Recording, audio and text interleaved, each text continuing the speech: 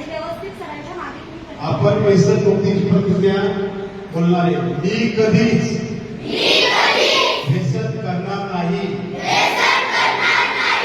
घेतले हे मृत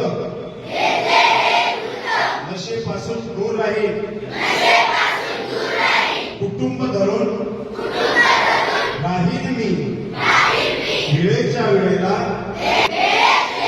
टाळीन भांडण देईन आधार. सगळ्यांना करीन मदत धावून.